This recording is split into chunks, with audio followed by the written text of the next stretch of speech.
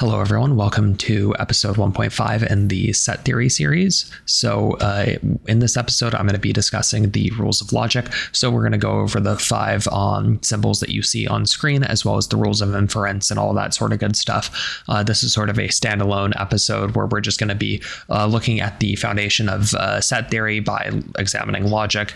And it's just hopefully will serve either as a reminder or a brief introduction to logic so we can all follow along with the series that will continue on through episode 2. There probably will be another standalone episode at some point that's going to go over things like the universal quantifier and the existential quantifier, but I'm not going to bring that up in this episode. That'll be down the line when those get introduced into the set theory series. All right, so within logic, we have 5 symbols that we're going to be using: negation, conjunction, disjunction, implication, and biconditional. I'm using there are various symbols that are used for these. So for example, negation is sometimes seen like this, and conjunction can be a dot. Biconditional can be expressed like this. There are various different ways to express these symbols. I've just used what I was taught. Either I rely on some of the symbols in this book or what I learned in my logic classes in college. And so if you see different symbols somewhere, just know that like the relationships are going to be the same. It's just people use different symbols. All right. So with that said, let's look at these 5 symbols. So negation, it just means not, and we'll look at the truth tables. I'll introduce them once we go through these symbols. So we have negation, it just means not. So if I say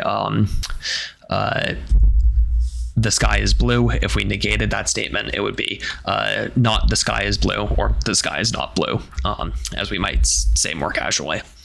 Conjunction is just a way of combining 2 sentences together. So we could have the sky is blue and dogs have 4 legs. So by having that and in there, we're just combining those 2 statements. Disjunction is or, and so we could say the sky is blue or dogs have 4 legs. Implication is an if-then statement. So we could say if the sky is blue, then dogs have 4 legs. And then biconditional is a if and only if statement. So the sky is blue if and only if dogs have 4 legs. All right, so that's sort of an introduction to the symbols that we're going to be using, but let's look at how these actually work with the truth tables. All right, so here's an introduction to truth tables. And truth tables are just basically a way of checking our work within logic by showing all of the possibilities. So on the left side of the truth table here, we'll have our letters, so P, Q, R, whatever, right? And this will symbolize a sentence, like within centennial logic. It doesn't necessarily, we don't like actually need a sentence to think of, so we don't need to say, the sky is blue and input that for P, but just understand that P can be symbolizing a sentence. Likewise, so P would appear over here, and then it would be understood that like we're referencing the same thing over here. So then with that said, we also have the truth values component. So in the logic that we'll be using, truth values can either be true or they're false. We're not going to worry about any fuzzy logics or intermediate terms, anything like that. We're just assuming that things can either be true or they can be false. And then lastly, we have our output. So anything that isn't written over on the left side as a symbol, we'll understand as like either a step toward the output or the output itself. So in this case, we have P, but we also have the negation symbol in front. So what we're evaluating here is negation P or not P, right? So the way this works is negation just basically means you flip the sign. So if P is true, right? So if P is true, right, in this column, then not P has to be false. And likewise, if P is false, then not P has to be true. All right, so that's how negation works. Pretty straightforward. It just flips the truth value. All right, so then let's look at conjunction here. And so for this, we are going to be introducing 2 variables. So we need another left-hand column. So we have a column for P and a column for Q. And the way we write out our truth values is we're going to end up writing 2 trues and 2 falses, and then alternate true, false, true, false. And the reason we do this is as we add another variable, there are more possibilities. And so we have to take those into account. The reason that I write it 2 trues and then 2 falses and then alternate is it's just a really easy way to keep track, make sure you're not missing anything. And as you add more, if you go to a third symbol, suddenly you're going to be writing out 8 truth values. So you'll have 4 truths, 4 falses, and then alternate 2, 2, 2, 2, and then alternate true, false all the way down. So it's a lot easier if you follow a pattern. That way you're not missing out on one of the rows. All right, so how are we going to evaluate conjunction?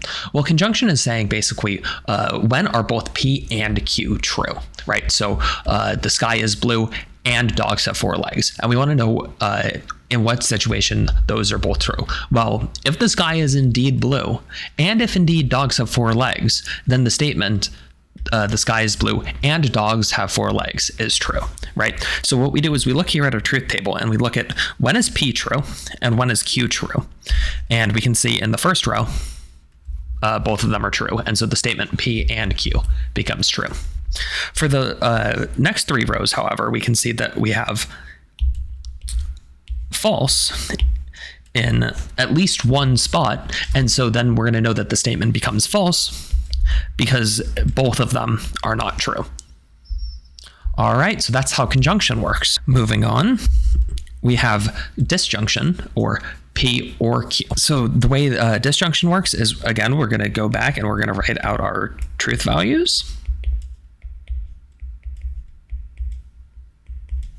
Okay, and so disjunction is saying or. So it's saying the sky is blue or dogs have 4 legs, right? So, and you might think that, well, if both of these are true, then the or statement really isn't, because it's implying either or. But in logic, that really doesn't work. It's just wanting to know whether either of them is true, and it doesn't care if they're both true. So for the first one, we'll count this as true. So it's just saying, yeah, at least one is true, and that's good enough. And then for the second one, it's saying, if we say P stands for the sky is blue, well, the sky is blue or dogs have 4 legs. Well, even though dogs have 4 legs, and this example is false, we're going to count the statement the sky is blue or dogs have 4 legs as true, because one component of it is true. That is, P is true. And same thing for the example in row 3. And finally, when we have both P and Q being false, the statement P or Q is also false because we don't have anything making it true. All right, moving on here, we have our implication. So if P, then Q. And so let's write out our truth values again. All right. And so the way that this works is it's saying, in what conditions is it the case that if P, then Q? The way that logic works, at least the logic that we're looking at here, is it is avoiding falsity. So it's either saying, basically, where this would be false is when it is 100% guaranteed false. And we'll see what that means here in just a minute. And the other thing I want to bring up is that this isn't implying a causal relationship. It isn't that if the sky is blue, then it's causing dogs to have 4 legs. It's just saying that, imagine that we have 2 statements here, and there's some sort of relationship between the two, such that every time we look at P and P is true, it implies that Q will also be true. But we don't really know that this is a causal relationship. It could just be 2 things that vary together. All right, so for example 1 here, the statement if P then Q is true, because we see that P is true and Q is true. Right, and so if we plug in a true for P here, and we know that it's going to give us a true Q over here, not causally, don't think of it as causally, but we can evaluate the statement if P then Q is true. For row 2 here, we're going to see an example where it's false because we have a true P and yet we have a false Q. And the statement we're evaluating is, does a true P guarantee us a true Q? Well, in this case, it doesn't, because we have a false Q, and so the statement has to be false. All right, for rows 3 and 4, this is what I was sort of referencing earlier, where we're trying to avoid falsity, because it's asking, well, does a true P guarantee us a true Q? And in this case, we don't have a true P. And so you might be wondering, well, how do we evaluate this then? Because we can't say that we have a true P, so we're not sure what to say. In this case, in logic, because we're trying to avoid falsity, we're just going to consider both of these statements true. So even though both are false, the statement if P then Q is going to be true because we're trying to avoid falsity, and we don't have a true P to evaluate the statement. All right. So then this here is our biconditional, if P then Q. I know that this symbol sometimes refers to logical equivalence, which can be viewed a little bit differently in some books. I was taught that it's this same thing. I'm taught that the symbol is biconditional, so I'm just going to use that. But I understand if some people are a little bit weirded out because they're relying on books that teach them slightly differently. But that's a little bit more advanced of a topic that we don't need to get into. So anyway, the way that this works is we're going to write out our truth values again. And this means basically just if and only if. And so it's saying P is true if and only if Q is true. So P is true if and only if Q is true. So P is true if Q is true. Well, in this example, it would be, and only if Q is true, meaning Q is looking back toward P. And so it's true. And then in this case, we have a differing symbol in both of row 2 and 3. And so we know it's going to be false. And then lastly, for row 4, you might think that this would be an example in which it would be false as well, but this will actually be true because, again, we're trying to avoid falsity, and we're saying P is true if and only if Q is true. Well, we don't have a true P or a true Q to evaluate, and so we're going to consider the statement true because all we're trying to do in logic is avoid falsity. And now I'm going to show a more complicated truth table of how you could evaluate a more complicated statement, and we're going to actually show that the biconditional is just the combination of two conditionals. So we're going to write out our truth values, and then we can just copy the truth table over here that we just wrote. So it's going to be true, false, false, true.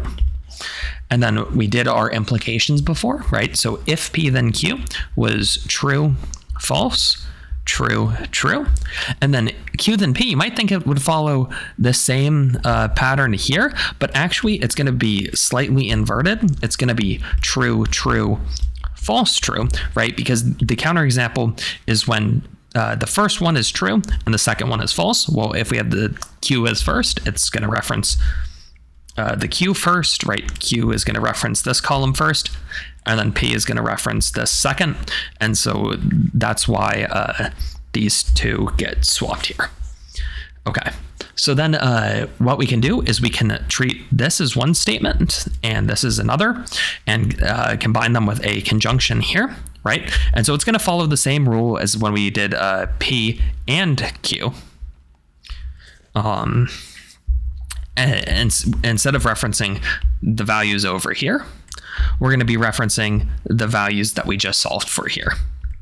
All right, and so if we remember the rule with conjunction, it's when both sides are true. And so here we have both sides being true, and then in the middle here, these are false. So we can say true, false, false, true. And the thing that we're going to notice here is that this row here of truth values we just evaluated is the same truth values that we got for the biconditional if P then Q. And because of this, we know that these two statements are logically equivalent.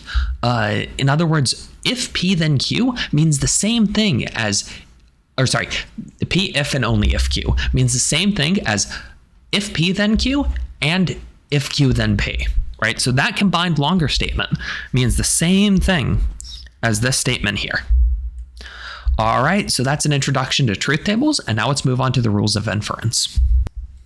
All right, so I have the rules of inference here, and we're just going to be going through them. So the first one we have is modus ponens, and this is saying, so as an example of the different symbols, this symbol here means the same thing, it's just our implication. So as I said, different books use different symbols. I know that the set theory book uses this symbol for implication, which is why I used it, but I did learn using this symbol and when I took logic in college. Anyway, modus ponens is saying, if P, then Q. And then the way we're assuming is we're just assuming that what they're giving us is true. And then these 3 dots in the line means our conclusion. So it isn't like we have to wonder, what happens if, like the statement is actually false. We're just assuming that for these examples, the statements are true. So if P, then Q is our first line, and then they're giving us P. So it's saying, so for example, if it's 100 degrees outside, then it is hot. So that's our if P, then Q. And then it's saying it is 100 degrees outside. And so from that, we can conclude that it's hot. Right. And so this is just saying that, hey, if we're given these 2 steps, we're able to conclude step number 3 down here. All right. So moving on, we have modus tollens. And this is saying if P, then Q, and then not Q.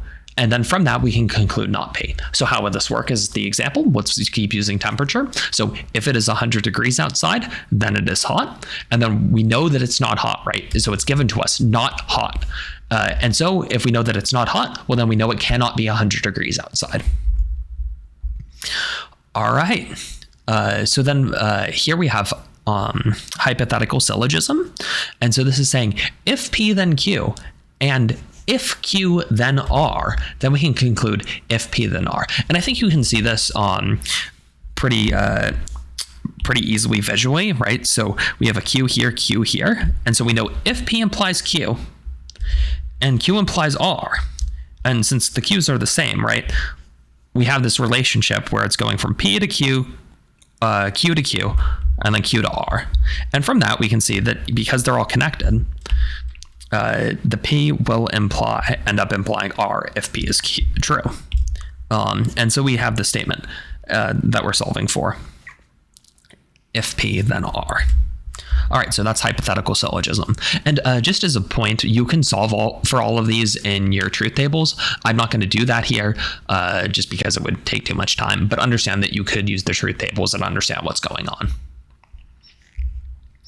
All right, for simplification, so then basically what it's saying is if we're given that P and Q are true, we can conclude either P or we can conclude Q, right? So if I say the sky is blue and dogs have 4 legs, I can conclude, well, if I know both of those things are true, I can conclude, hey, the sky is blue. And then if someone, asks me a bit later about, well, do dogs have 4 legs? I can say yes, because I know that, both the sky is blue and dogs have 4 legs. So I can pull out the dogs that have 4 legs separately as well. Some logic textbooks will require the one that you're pulling out to be first, so it will require you to switch it to this format. I don't worry about that here. It doesn't really matter. But like some very strict books will make you do that, but let's not worry about that. All right. So then conjunction here is just saying that if we have P and then we separately have Q, so this is saying, P is true, and then we also separately have Q is true, well, then we can combine them and get a statement. P and Q is true, right? So let's say that I'm given the sky is blue, and then I'm also given dogs have 4 legs. Well, then I can create the statement, the sky is blue and dogs have 4 legs. I know that these are totally unconnected things. It's like, well, what does the sky being blue have to do with dogs having 4 legs? Well, in this, for logic, doesn't really matter. So long as the statements are true, we can combine them with conjunction. All right, so then we have dilemma here, which is saying if P, then Q, and then separately, if Q, then R, and then separately again, P or R, right? So this is saying that if P is true, then we get Q, and it's saying if R is true, then we get S, and then it's saying either P or R has to be true, right? So we know that one of these has to be true. And so that's going to make the consequent over on this side.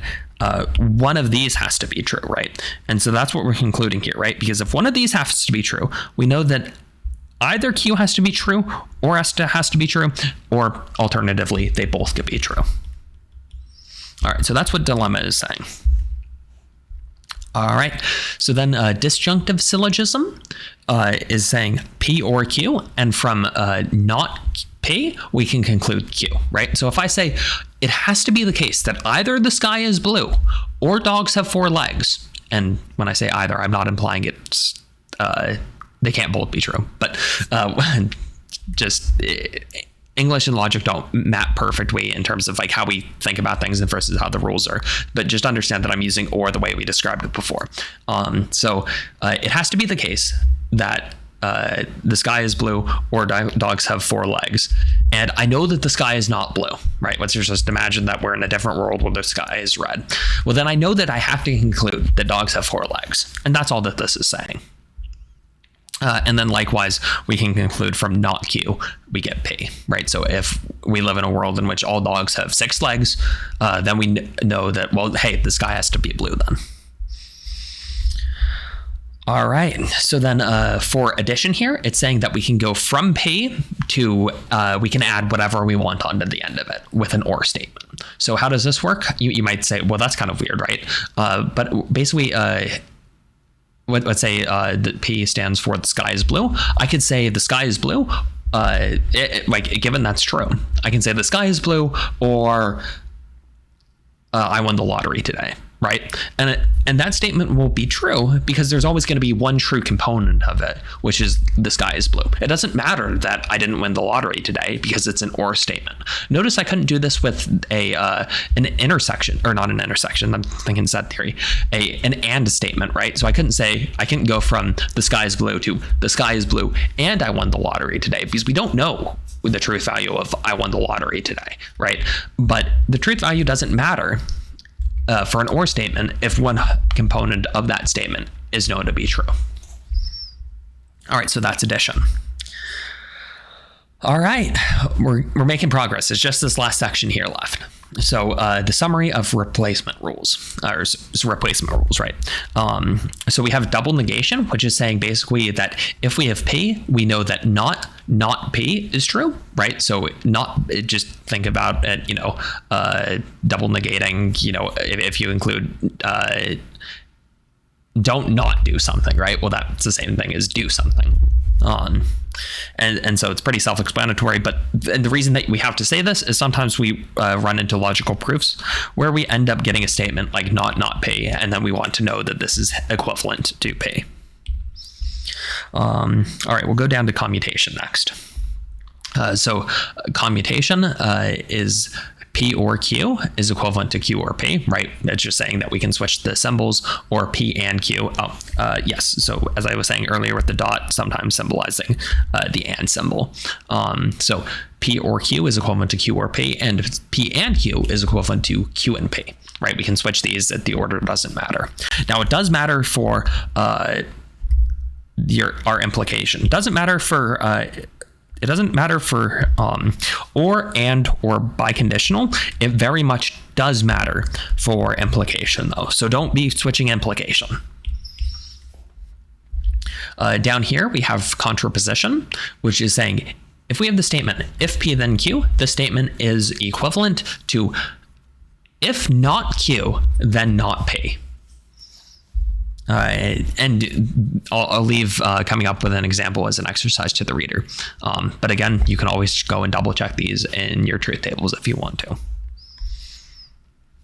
Biconditional exchange. This is saying the statement P if and only if Q is equivalent to P and Q, if P then Q and if Q then P. And this is what we solved for in this example here, right? We said if P then Q and if Q then P. And notice the exact same thing. So we just, as an example of how we might do something like this in a truth table, we did that in the previous, on the previous page. All right, so then looking at distribution here, we have the statement P and Q, I should specify. So the way parentheses work is it's how you chunk things. So like we would understand the parentheses in here to be a statement that like those terms are grouped together. But with distribution, we can ungroup those terms into two different sets of terms. And so it's saying P and the statement Q or R, and we can understand that that becomes the statement P and Q or P and R. And so the important thing to note with distribution is that the symbols, you have to be very careful with the symbols. So let's see, I probably want a slightly smaller highlighter here. All right. Yep. So note the and symbol here now comes in between both of these, and the symbol that was in the group here comes into the middle, right? So it's saying P and then Q or R. Well, then we know from this. So thinking about this logically, right? If we have P and something, right? It doesn't. We don't know what it is, but we know it's a P and. That means that P has to be true because it's an and, right? This is our and symbol. And so we know P has to be true. And so when it ends up in a disjunction, right? A disjunction, it says that one side has to be true. Well, if we have P on both sides, we know that one side will have to end up true. Okay, so with that said, the or will come and it will be in the middle because Q or R has to be true. Like one or the other has to be true. Both could be true. So it's going to end up in the middle. And the same thing happens when we have the or symbol on the outside and the and symbol on the inside. It just will follow that inverted pattern, but the same thing where the middle symbol ends up, or the symbol in the parenthesis, the double parentheses ends up in the middle, and the symbol outside of the double parentheses ends up inside of the double parentheses. All right, so that's distribution. Just be very careful when you're using distribution to make sure that you're switching those symbols, and you'll do fine. So duplication now. So this is just saying that P is equivalent to P or P, and P is equivalent to P and P, right? So if I have the statement, dogs have 4 legs and dogs have 4 legs, and so I have that statement, right? Dogs have 4 legs and dogs have 4 legs. I can conclude, well, hey, dogs have 4 legs, right? Because either side has to be true, and so I can just choose either side and make the statement over here. All right, association is basically just saying that we can reorder parentheses when we have the same terms. So if we're saying P and Q and R, we can reorder the parentheses however we want. So P and Q and R is we can reorder as P and then Q and R, and then we can say the same thing for ors. So P and Q, or sorry, P or Q or R is the same as P or Q or R. All right, De Morgan's rule here is basically think about it as the distribution of negation. And so if we have not P or Q, so the statement P or Q, right, is a chunk, and we have not P or Q, we can distribute this out. So it's saying it's going to become not P and not Q, right? Look at this in a truth table if it's not making intuitive sense to you. But basically what we're just doing is we're distributing the negation symbol, and then the sign ends up flipping. So as we're learning, it will become an and, right? All right, and the same thing happens with if we're using and in the beginning, it will become an or, a disjunction. All right, so then we have conditional exchange, and so this is saying if P then Q, and we can represent this as not P or Q. Let's think of an example of where this would work, right? So if I have the statement, if it is hot outside, then it is, or sorry, if it is 100 degrees, then it is hot outside. So 100 degrees, hot. And we can say that this statement is equivalent to, it is either going to be not 100 degrees or it's going to be hot, right? So in this, 100 degrees isn't a great example because it's like, well, what if it's 101 degrees? So let's say let's say if it's greater than 70 degrees, we'll say that we think that anything is greater than 70 degrees. And then this way, right? Yeah. X is greater than 70. Okay, so yes, if it is greater than 70 degrees outside, then it is hot. And then we can understand, let me change this to either it's going to be the case. Let me rewrite that. Okay. Either it's going to be the case that it is not greater than 70 degrees outside, or it's going to be hot. And so these two statements are going to end up being logically equivalent. All right. So then for exportation, what we're showing is that it's a statement: if P and Q, then we get R. Right. So that's what this side is saying, right? Because we're chunking our P and Q. And so if we have both P and we need both P and we need Q. We can't just have P and we can't just have Q. We need both of them. But if we have both of them, then we get R. So if it is 100 degrees outside and if it's sunny, then I'm going to be sweating. But imagine that it's 100 degrees outside, but it's not sunny, and then maybe I'm not sweating, right? Weird example, but let's just imagine that we need both of them. And so we can, if we only have one component, the statement on this left side won't end up being true. And so it's saying we need both of these in order to get R. And from this, we can derive the statement P. So if P, then if Q, then R, right? So we're changing the and over here into a implication here, and then chunking the Q, if Q, then R. All right, so that's all of the rules that we will need for at least the first little bit of the set theory book. I know that we went through them really fast. This is by no means supposed to be a substitute for, a semester-long course in logic, but without creating a separate series dedicated to logic, this was really supposed to just be a primer episode. It'll end up being 35 minutes long. I can, if people are not getting it, I can make videos that go into specific rules more in depth, or there are some great channels out there that that have all of these explanations. I was just making this video so there would be one in the series where we went over all of this, but there are going to be videos out there that go into more depth, that explain things better, and all of that. So with that said, I look forward to seeing all of you in episode 2 of the set theory series.